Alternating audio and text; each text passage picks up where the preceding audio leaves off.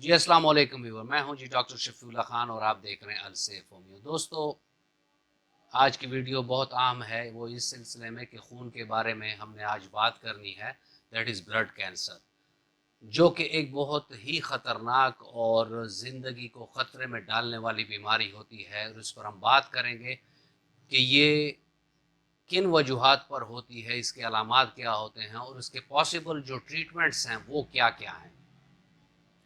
तो दोस्तों, अगर आप मेरे चैनल पर नए हैं और अभी तक आपने मेरे चैनल को सब्सक्राइब नहीं किया तो चैनल को सब्सक्राइब कर दें और बेल आइकन दबा दें, ताकि इस तरह की मुफीद वीडियोस आप लोगों को वक्तन फ़वक्तन मिलती रहें। दोस्तों, खून क्या है? खून तीन अज्जा से मिलकर बनता है। इसमें रेड ब्लड सेल्स होते हैं। रेड ब्लड सेल्स का काम ये होता है कि ये जिस्म के तमाम जो टिश्यूज़ और ऑर्गन्स हैं वहाँ ऑक्सीजन पहुँचाते हैं, वहाँ न्यूट्रिशन पहुँचाते हैं। उसके बाद जो दूसरा आंसर होता है खून का, वो है प्लेटलेट्स।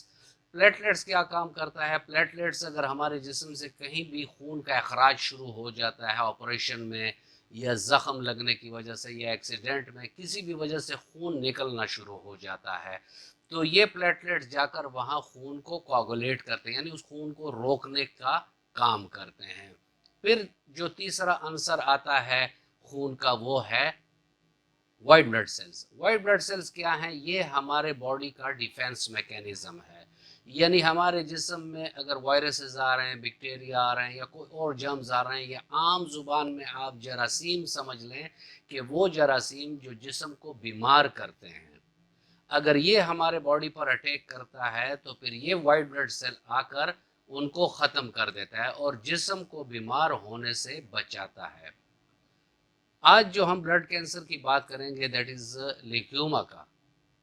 इसमें क्या होता है, जो नॉर्मल प्रोसेस है वो तो ये होता है कि जो गोदा है और हमारा एंडोक्राइन सिस्टम है, ये खून बनाने के अमल में, जिसमें खून ज़्यादातर हमारे हड्डियों के गोदे यानी बोन मैरो से ज़्यादा हद में बनता है। और ये बोन मैरो जो हमारे बड़ी हड्डियां हैं और उसके बीच जो गूदा है, ये इसके बनाने में हमारी बहुत हेल्प करती है। और ये अगर इसमें इम्पेयरमेंट आ जाए तो फिर हमारा खून नहीं बनेगा।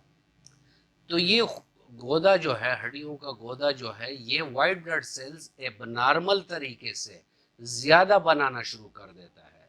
से फॉर एग्जांपल अगर 100 बना रहा है तो ये 200-300 बना देगा, ज़्यादा बनाएगा। लेकिन उस ज़्यादा में भी ये हो जाएगा कि वो काम के नहीं होंगे, वो इमेच्योर होंगे, यानी तादाद में ज़्यादा होंगे लेकिन वो किसी काम के नहीं होंगे। तो इस कंडीशन को ल्यूकेमिया कहते हैं, जो कि एक बहुत ही ख़तरनाक सी कंडीशन हो जाती है। दोस्तों, अब हम देखते हैं कि ल्यूकेमिया के अलामात क्या हैं। तो अलामात में जो सबसे पहली अलामत है कि अगर हम इसको लेबॉर्ट्री टेस्ट में देखेंगे तो हमारे वाइट ब्लड सेल एबनॉर्मली ज़्यादा होंगे। इसके अलावा जो अलामत हमारे जिस्म में आती है, वो बुखार, सर्दी के एहसास के साथ, इसके साथ हमें थकान होती है, 24 घंटे हम थके मांदे होते हैं। साथ में इन लोगों को रात को पसीने आते हैं, सख्त सर्दी भी हो इनको पसीने आते हैं, इनकी हड्डियां नरम पड़ जाती हैं और हड्डियों में दर्द सा होता है। इनके जो लिवर है, स्प्लिन है यानी जिगर है, तिल्ली है, और लिम्फेटिक सिस्टम में जो ग्लैंड्स हैं, उनकी साइज़ बढ़ जाता है, यानी साइज़ में वो बड़े हो जाते हैं। इन बंदों को या जिनको ल्यूकेमिया हो, उनको इन्फेक्शन बार बार होता है, क्योंकि वाइट ब्लड सेल सही तरीके से काम कर नहीं रहे होते। जब काम सही तरीके से नहीं कर रहे होते तो इंसान को बार बार इन्फेक्शन और वो बीमार पड़ना शुरू हो जाता है। लिवर जो कि स्लगिश होता है और साइज में बड़ा हो जाता है, तो उसके फंक्शन में भी खराबी आ जाती है, जिसकी वजह से इनकी भूख मर जाती है, इनको भूख नहीं लगती।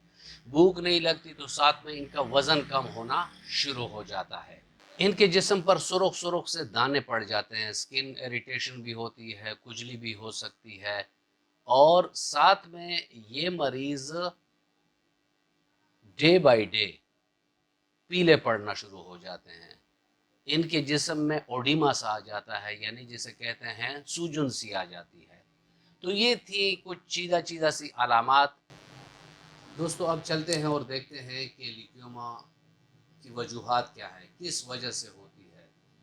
تو اس میں جو سب سے بڑی وجہ ہے وہ تو ہے جینیٹک میں ایک تو ڈیزیز ہے، ڈاؤن سنڈروم ہو گیا، فانکونی انیمیا ہو گیا، ساتھ میں اگر پیشنٹ کو کہیں سے کیمو تھراپی ہوئی ہے یا ریڈیشن تھراپی ہوئی ہے جس کی وجہ سے میوٹیشن ہو چکی ہے جینز کے لیول میں، تو اس لیول پہ اگر چینج آ گئی ہیں اور جو ڈی این اے ہے اور اس میں جو جینز ہیں جو خون بنانے کے عمل کے لیے گودے کو جو سگنل بھجواتے ہیں وہ پراپرلی بھجواتے نہیں ہیں، جس کی وجہ سے لیوکیوما ہو جاتا ہے۔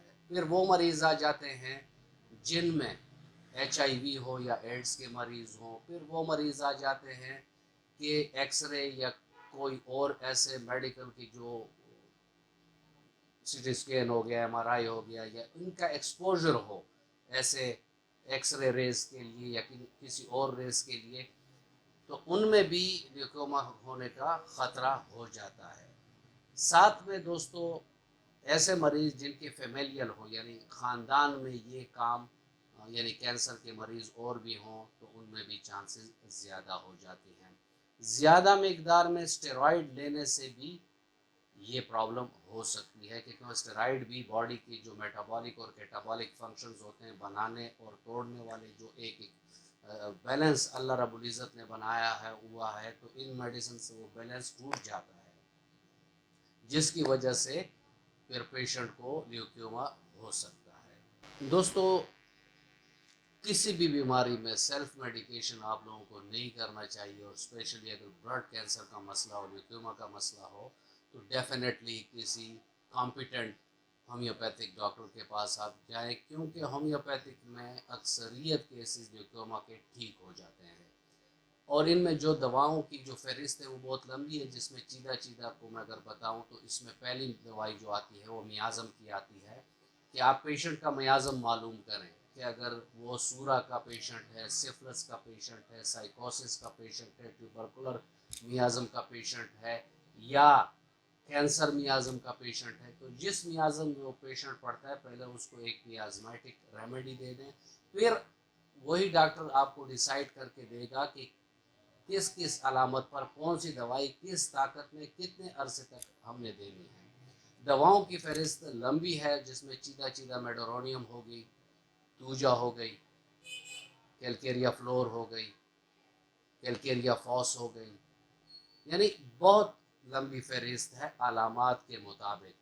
لیکن نیٹرم سلف کے بارے میں ہمارے جو سینئر ڈاکٹرز ہیں انہوں نے اکثر اس میں بڑا سٹریس کیا ہے کہ نیٹرم سلف جو ہے وہ لیوکیوما کے کیسز میں بہت بہترین رزلٹ دیتا ہے۔ اس کو قطر آپ نے یہ نہیں سمجھنا اس ویڈیو میں کہ یہی میڈیسن لیوکیوما کے لیے ہے، کیونکہ ہومیوپیتھک میں پچھلی ویڈیو میں بھی میں نے آپ کو یہ بتایا تھا کہ کبھی بھی بیماری کے نام پہ دوائی نہیں ہوتی، علامات کے نام پر دوائی ہوتی ہے، کہ جو دو مریض اگر لیوکیوما کے ہیں اور ان کے علامات جدا ہیں تو ان کی میڈیسن بھی جدا ہو جائے گی۔ تو آپ اس سلسلے میں یہ کر سکتے ہیں کہ اپنے کسی قریبی ہومیوپیتھک ڈاکٹر کے پاس جا کر اپنے علامات اس کو بتا دیں، اپنی رپورٹس، اپنی تمام ہسٹری، اپنی فیملی ہسٹری، تو اس کے بعد جو آپ کو ٹریٹمنٹ ملے گی اس سے انشاءاللہ الرحمن آپ ود ان نو ٹائم ٹھیک ہو جائیں گے۔ دوستو یہ تھی آج کی ویڈیو، اور امید کرتا ہوں آپ کو اچھی لگی ہوگی۔ اگر اچھی لگی ہے تو لائک اور شیئر کا بٹن دبا دیں، اور فرینڈ اینڈ فیملی ممبرز کے ساتھ اس کو شیئر کر دیں تاکہ اور انسانوں کو بھی اس سے فائدہ مل سکے۔ چلتے ہیں اور ملتے ہیں کسی ایسی ہی اچھی ویڈیو میں، تب تک کے لیے اجازت، اللہ حافظ۔